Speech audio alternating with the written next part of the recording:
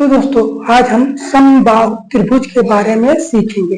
दोस्तों जैसा कि नाम है क्या समबाहु, समबाहु मतलब उसकी सभी भुजाएं क्या हैं, बराबर है। सभी भुजाएं बराबर मतलब ये बराबर इसके, ये इसके नाम देते हैं ए बी और सी। ठीक है, अब इसका बात करें दोस्तों, इसके कुछ इंपॉर्टेंट टर्म है।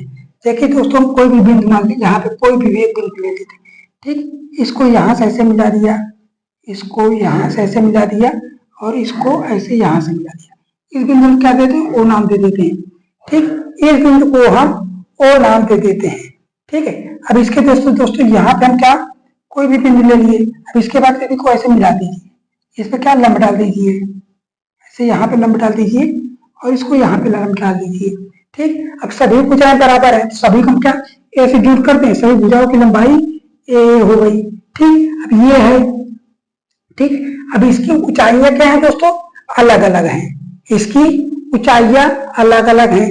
जैसे कि ए है, इसे हम क्या है, इसे हम क्या ए है तो इसे हम क्या कुछ चीज और मान लेते, जैसे कुछ भी मान लीजिए यक्स, इसे भी यक्स मान लीजिए और इसे भी यक्स मान लीजिए। इसको क्या ए दे दें, इसको बी दे दें और इसको सी दे दें। ठीक है, अब आपको पता है दोस्तों इसमें क्या था, एक ये त्रिभुज बना और दूसरा त्रिभुज ये बना और तीसरा त्रिभुज ये बना। जब आपको पता है अगर त्रिभुज को तीन भागों में बांट दिया जाए, अगर उन तीनों त्रिभुज को जोड़ दिया जाए तो उस बड़े वाले त्रिभुज के क्षेत्रफल के बराबर होगा। और समबाहु त्रिभुज का क्षेत्रफल होता है, लिख देता हूं, समबाहु त्रिभुज का क्षेत्रफल। समबाहु त्रिभुज का क्षेत्रफल कितना होता है, √3/4 भुजा स्क्वायर मतलब यक्स स्क्वायर। ये चीज याद रखना है, इतना याद हो गया। अब इसके बाद दोस्तों ये चीज हम कैसे करें, अगर हम इस क्षेत्रफल को इस वाले क्षेत्रफल के बराबर करें, √3/4 यक्स स्क्वायर के किसके बराबर करें। अब त्रिभुज ए ओ सी, क्या त्रिभुज ए ओ सी मतलब इस वाले त्रिभुज की बात कर रहे हैं, क्या त्रिभुज ए ओ सी प्लस त्रिभुज ए ओ बी प्लस त्रिभुज बी ओ सी। ठीक, यहाँ तक पता है। अब आपको ये चीज भी पता होगा कि त्रिभुज का क्षेत्रफल होता है 1/2 आधार गुणे ऊंचाई। क्या होता है, 1/2 आधार गुणे ऊंचाई। अब यहाँ पे लिखते हैं क्या, इसका इस वाले त्रिभुज का, इसमें 1/2 क्या हो जाएगा, 1/2 ऐसे लिख लेंगे। आधार क्या बनेगा, आधार तो हमारा यक्स बनेगा, यही तो आधार है। इस पे हमने क्या लंब डाल के इसकी ऊंचाई निकाल ली है, तो आधार क्या बनेगा, यक्स इंटू a/2। यक्स आधार गुणे ऊंचाई, ऊंचाई को हमने क्या है यहाँ पे सी रखा है, ऊंचाई को हमने सी रखा है, ए हो गया पहला। दूसरा वाला क्या हो जाएगा, AOB। AOB AOB में 1/2 आधार क्या है, आधार तो यक्स है, सब में यक्स इंटू ऊंचाई क्या है, ए है, फिर 1/2। अब किसका, इसका लेते हैं आधार यक्स से गुणे ऊंचाई क्या है, बी। ठीक, अब इन सबको जोड़ दीजिए, क्या है 1/2 यक्स, क्या है सब में कॉमन ले लीजिए, 1/2 यक्स, ये हो गया सी प्लस ए प्लस बी। ठीक, इसे हम क्या लिख सकते हैं, 1/2 यक्स ए प्लस बी प्लस सी, यहाँ तक ठीक है। अब इसके बाद ये चीज है √3/4 यक्स स्क्वायर, इससे ये गया स्क्वायर से 2 से 2 गया, कितना बना √3/2 यक्स बराबर ए प्लस बी प्लस सी। ठीक, अब आपको पता है दोस्तों समबाहु त्रिभुज की ऊंचाई क्या होती है, इसकी ऊंचाई हो जाएगी, ऊंचाई बराबर √3/2 इंटू भुजा, भुजा क्या है दोस्तों, यक्स, ये है। अब आप कह सकते हैं कि ये हमारी ऊंचाई होगी, मतलब इस समबाहु त्रिभुज की ऊंचाई क्या हो जाएगी, जो ये कोई भी अंदर बिंदु है तो उसकी वहां से इसकी लंबवत दूरी। ठीक है, ये बराबर क्या हो जाएगा, ए प्लस बी प्लस सी बराबर एच, याद है। ठीक है, अब इसके बाद दोस्तों बात करें दोस्तों इसी का क्षेत्रफल लेना हो, हमने क्या एच की वैल्यू निकाल ली है। अब इसी में दोस्तों बात करें तो एच बराबर क्या हो जाएगा, यहाँ पे देखते हैं दोस्तों, एच बराबर क्या है, √3/2 इंटू यक्स। तो यक्स बराबर क्या हो जाएगा दोस्तों, भुजा बराबर क्या हो जाएगा, 2/√3 एच बराबर क्या है, ये भुजा। ये चीजें आपको याद रखनी दोस्तों, ये भी टर्म है जो एग्जाम में पूछ लेता है कि इसकी ऊंचाई क्या होगी। ठीक, ये ऐसी चीज ऊंचाई देने के बाद हमें ये भुजा आराम से निकाल लेंगे। ठीक, हम इसी चीज को हम कहाँ से डिड्यूस करें, इसी चीज को हम और भी चीजों से कर सकते हैं। जैसे हमें क्षेत्रफल निकालना हो, क्षेत्रफल निकालना हो तो क्षेत्रफल क्या होगा दोस्तों, अंडर रूट, क्षेत्रफल क्या होता है, अंडर रूट 3/4 भुजा स्क्वायर। भुजा स्क्वायर, भुजा क्या है हमारी, यक्स है, यक्स स्क्वायर ये है। अब इसी में दोस्तों क्या करें हम, इसी में हम कर सकते हैं बहुत सी चीजें। हमें यक्स की वैल्यू भी रख दें, यक्स की वैल्यू रखें तो यक्स वैल्यू अगर रखेंगे तो क्या बनेगा, अंडर रूट 3/4। यक्स बराबर क्या है, हमने यक्स बराबर क्या निकाला है, यक्स बराबर 2/3, ये है 2/3 रूट में इंटू एच। एच क्या है, एच बराबर a प्लस बी प्लस सी, क्या है, a प्लस बी प्लस सी, ये है भुजा। अब इसको क्या करना है, स्क्वायर करना है, इस चीज को स्क्वायर करना है। अंडर रूट 3/4 इंटू 4 ये 3 बन जाएगी नहीं, स्क्वायर जब किसी भी रूट होता है और उसका हम स्क्वायर करते हैं तो अंडर रूट हट जाता है, ये 3 हो गया। अब क्या, a प्लस बी प्लस सी का होल स्क्वायर। अब देखिए 4 से 4 गए, ये रूट से ये रूट हो गया, कितना हो गया, 1/√3 a प्लस बी प्लस सी का होल स्क्वायर, ये हो गया। आपको ये चीजें याद रखनी है। ये एरिया की बात करें तो आप ये भी लगा सकते हैं, अगर भुजा नहीं दी हो, भुजा के स्थान पे ये अगर इसके लंब दिया हो तो आप ये चीजें लगा कर सकते हैं। अगर इसकी भुजा दी हो तो आप ये लगा सकते हैं अंडर√3/4। ऊंचाई ज्ञात करनी है तो दोस्तों अंडर√3/2 भुजा। ठीक, ये हो गया। इससे बाद दोस्तों हमने इस 4 चीजें सूत्र सीखी। समबाहु त्रिभुज का क्षेत्रफल ये हो गया, समबाहु त्रिभुज की ऊंचाई क्या हो गया, अंडर√3/2 इंटू भुजा। और इसमें अगर ये लंब डाल के दिया हो तो क्या होगा, अंडर रूट के हटा के आपको क्या करना है, उसके लंब को योग करना है। जैसे बराबर क्या होगा, a प्लस बी प्लस सी, अगर उसका क्षेत्रफल इसमें दिया हो तो क्या होगा, 1/√3 a प्लस बी प्लस सी का होल स्क्वायर। ठीक है, यहाँ तक चीज क्लियर हुई। अब हम बात करने इसके बाद समबाहु त्रिभुज क्षेत्र कैसे आता है। ठीक, आपको पता है ये समबाहु त्रिभुज है और उसकी सभी भुजाएं क्या है, बराबर। हमने क्या, सभी भुजाओं को वैल्यू रख दी, यक्स यक्स और यक्स। ठीक, हमने इस पर लंब डाल दी तो ऊंचाई का काम करेगा। ठीक, ये ऊंचाई का काम करेगा। ठीक, आपको ये भी पता होना चाहिए समबाहु त्रिभुज के सभी कोण बराबर होते हैं और सभी कोण कितने होते हैं, 60 डिग्री के। ये भी 60 हो गया, ये भी 60 हो गया और ये भी 60, 30 इस पे 30 इस पे। ठीक, ये 60 हो गया। अब आप क्या कर सकते हैं, आपको ज्ञात करना है दोस्तों ऊंचाई, ये ऊंचाई है। आप इसमें क्या लगाइए, tan ठीक लगा दीजिए ना, ये एक्स है कि क्या बनेगा, ये x/2 इधर बन जाएगा, x/2 इधर बन जाएगा। ठीक है, अब लगाते हैं इसमें दोस्तों tan थीटा। tan थीटा बराबर क्या होगा, tan थीटा बराबर होगा लाल बटे कक्का। क्या होता है, लाल बटे कक्का, ये साइन कॉस tan। अब tan की वैल्यू लंब बटे आधार, तो लंब क्या है, लंब हमारा h है, लंब क्या है, h है और आधार क्या है, x/2।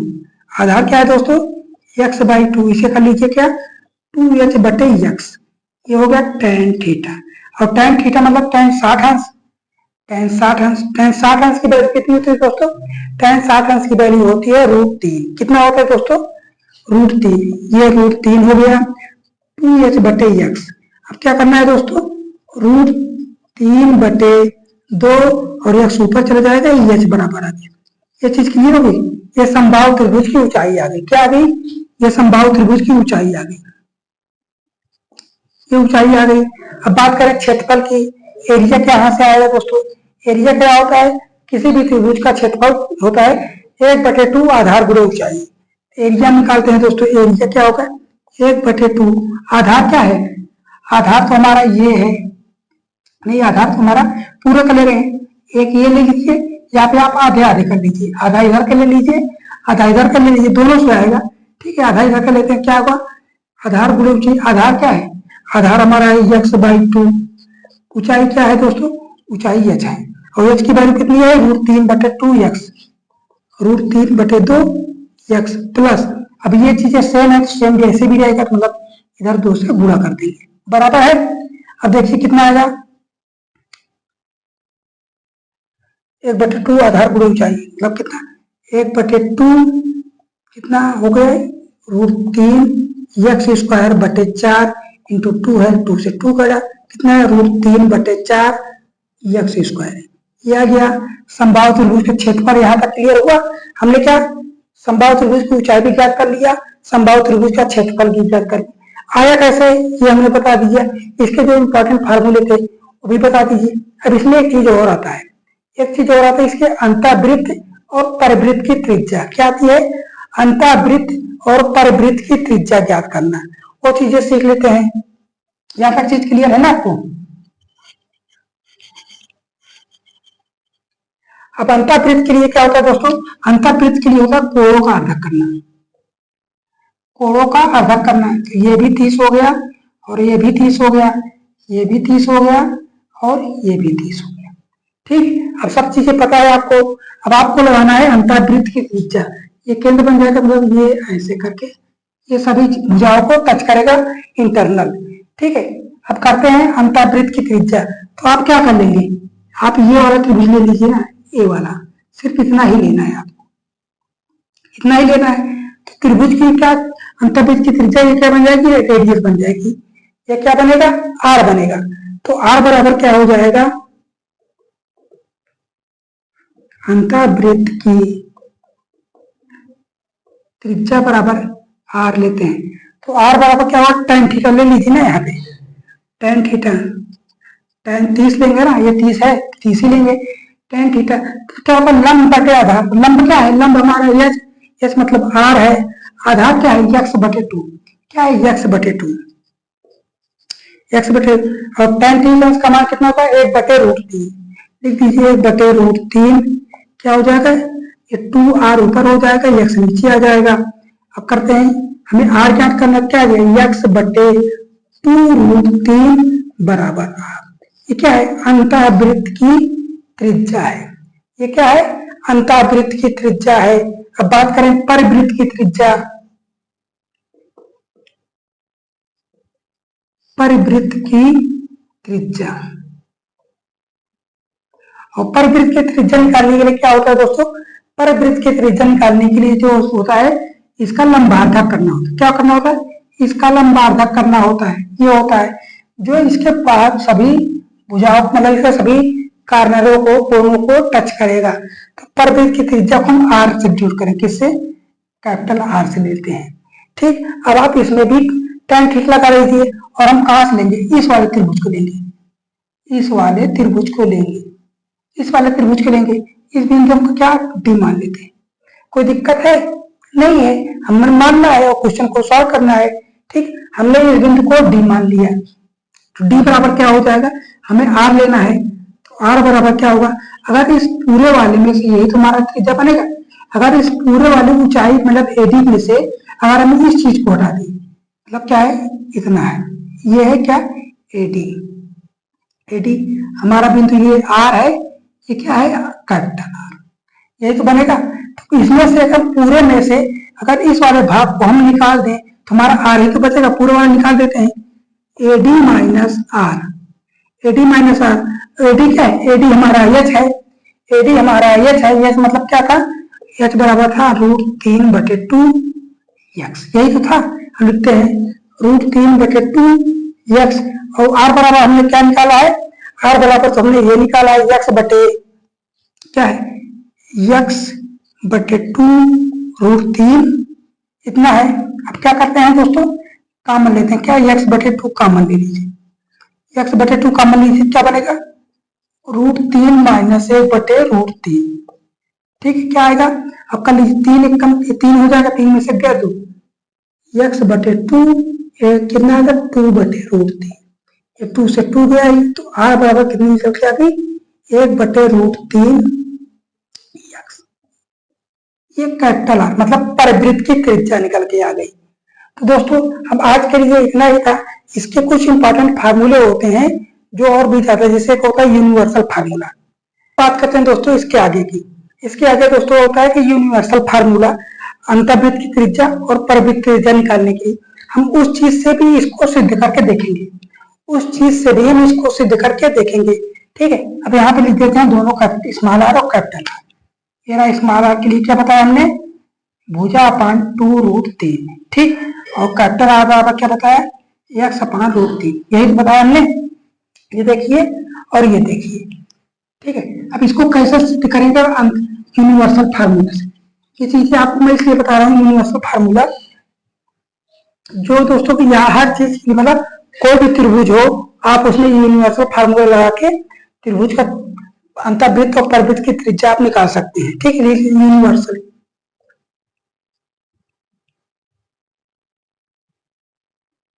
यूनिवर्सल फार्मूला, अंतर्वृत्त की त्रिज्या क्या होती है, त्रिभुज एबीसी का क्षेत्रफल, एबीसी का क्षेत्रफल बटे अर्ध परिमाप, अर्ध परिमाप। परिमाप क्या होता है दोस्तों, परिमाप, पर मतलब क्या, चारों ओर, माप मतलब उसको मापना, तो इसका परिमाप क्या हो जाए, 1 2 3 भुजाएं हैं और तीनों भुजाएं क्या है, इक्वल है, तो इसका क्या हो जाएगा 3x/2 अर्ध परिमाप को जिसे हम यश से डिनोट करते हैं, अर्ध परिमाप हो गया। अब त्रिभुज का क्षेत्रफल क्या होता है, त्रिभुज का क्षेत्रफल हमने बताया है √3/4 भुजा स्क्वायर, √3/4 लिख देते हैं, √3/4 भुजा स्क्वायर, अर्ध परिमाप क्या है 3x/2। ठीक, इसे करते हैं, इससे ये चला जाएगा, ये 2 ऊपर चला जाएगा, मतलब 2 से ये 2 कट जाएगा, कितना आएगा, ये √3 से √3 नीचे आ जाएगा, कितना आएगा दोस्तों, ये इस अंदर अंदर पूरा हो जाएगा, कितना आ जाएगा x/2 √3। ये चीजें मतलब साफ साफ करके दिखा दे रहा हूँ, √3/4 x²/3x/2। अब ये ऊपर ऊपर का पूरा होगा, नीचे बीच बीच का पूरा हो जाएगा, कर लेते हैं दोस्तों। x क्या है, x हमारा ऊपर है, ये चीज आपको याद रखनी, भूलना नहीं कि यहाँ का हो जाए, क्या हो जाएगा दोस्तों। अब करना है क्या, √3x², ये 2 ऊपर चला जाएगा, 2 ऊपर चला गया। अब इसका करते हैं 4 × 3 × x, ठीक। अब इस x से ये स्क्वायर गया और ये 2 से 4 गया, ये √3 से इसे √3 कर देंगे, आ गया ना x/2 √3। आप चाहे दोस्तों आप ऐसे ये चीज याद कर लीजिए, आप या तो ये वाला चीज याद कर लीजिए, त्रिभुज एबीसी का क्षेत्रफल बटे त्रिभुज का अर्ध परिमाप, ये रहा हमारी यूनिवर्सल फार्मूला। अब बात करें दोस्तों परिवृत्त के लिए, यूनिवर्सल फार्मूला क्या होगा, परिवृत्त की त्रिज्या r बराबर, परिवृत्त की त्रिज्या r बराबर क्या होता है दोस्तों, A B plus C, A cross B cross C बटे क्या होता है 4 × त्रिभुज एबीसी का क्षेत्रफल, त्रिभुज एबीसी का क्षेत्रफल। ए क्या है दोस्तों, ए बी सी क्या है, त्रिभुज की भुजाओं की माप है, ए बी सी क्या है, त्रिभुज की भुजाएं हैं। ए मतलब क्या है x, इसमें भी बी मतलब x, सी मतलब x, मतलब सभी भुजाएं क्या है, क्या हो जाएगी x गुणे x हो गया, और त्रिभुज क्या है 4, और त्रिभुज एबीसी का क्षेत्रफल क्या होगा, त्रिभुज एबीसी का क्षेत्रफल क्या है, √3/4 भुजा स्क्वायर, √3/4 भुजा स्क्वायर मतलब x²। अभी 4 से 4 गया, x² से ये दोनों कट गया, कितना आ गया x/√3, कैपिटल R आया, ठीक है। ये चीजें आपको समझ में आई दोस्तों, ये चीजें मैंने इसलिए बताई हैं क्योंकि आपको यूनिवर्सल फार्मूला बहुत याद रखना है, यूनिवर्सल फार्मूला याद रखना बहुत ही ज्यादा जरूरी है, क्योंकि दोस्तों हर समबाहु त्रिभुज, समद्विबाहु, समकोण त्रिभुज के लिए अंतर्वृत्त और परवृत्त की त्रिज्याओं के लिए फार्मूला अलग अलग है, सबके लिए याद करना थोड़ा दिक्कत हो जाएगी, इसमें क्या लगा है, कुछ चीजें हैं दोस्तों याद हो जल्दी से, लेकिन अगर यूनिवर्सल फार्मूला है आप उस यूनिवर्सल फार्मूला का सभी चीजों में लगा के आसानी से याद कर सकते हैं। तो दोस्तों आज की ये वीडियो छोटी सी थी, बाकी आपको ये वीडियो कैसी लगी, वीडियो अच्छी लगी है तो मिलेंगे अगली वीडियो में, तब तक के लिए बने रहिए हमारे साथ। जय हिंद जय भारत।